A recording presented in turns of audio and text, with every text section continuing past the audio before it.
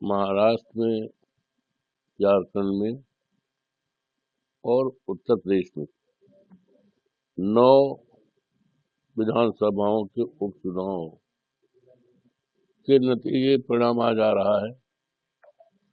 जहां तक उत्तर प्रदेश का चुनाव है, उपचुनाव, तो यहाँ तो 10 चुनाव होना था।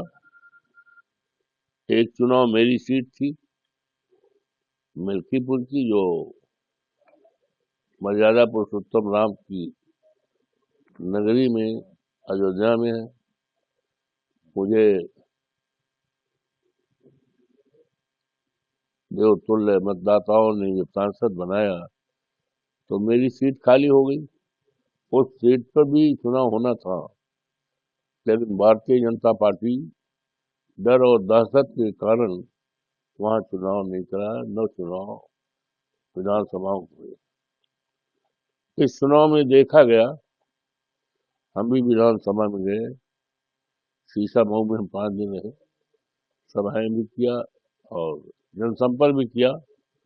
और ये 9 चुनाव में ये चुनाव पहली बार है देश की आजादी के बाद, ये पहला चुनाव हमने देखा कि ये चुनाव लोकशाही बनाम तानाशाही,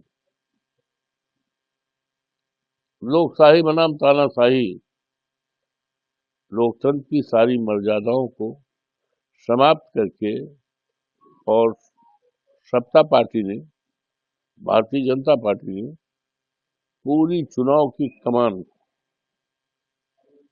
पुलिस के लोगों पर, सरकारी अधिकारियों पर डाल दिया था। और यहाँ तक की जानकारी मिली है कि उन्हें धमकियां भी दी गई, अगर सीट न जीती तो निलंबन हो जाएगा। यहाँ तक कि कल हम बैठे थे एक शादी समारोह में, तो वहां पे कुछ पीठासीन अधिकारी आए थे, तो उन्होंने बताया कि हम लोगों के लिए किस तरह का डायरेक्शन था। तो ये पूरी तरह से सारी मान्यताओं को और लोकतंत्र का जो पवित्र मंदिर है,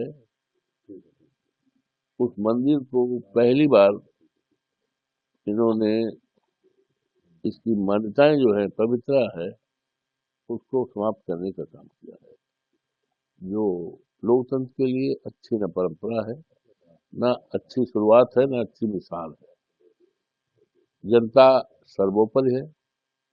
आज चुनाव हो रहा है और जो भी इस परिस्थितियों में भी हम देवतुल्य मतदाताओं को आभार प्रकट करते हैं और उन्हें बधाई देते हैं कि इतनी रोक छोक के बाद ये हद कर दिया। पुलिस का दरोगा रिवाल्वर लिए लहरा रहा है, वोट डालने से रोक रहा है। और यहाँ तक ये बताया गया कि जिन मतदाताओं के वोट बाहर थे, उन मतदाताओं के पर्चे ले करके सारा वोट डाला गया। ये क्या है? क्या लोकतंत्र की यही पहचान है? तो इसके बावजूद भी जो भी परिणाम आएगा, मुझे उम्मीद है कि जनता जो है तानाशाही को हराएगी।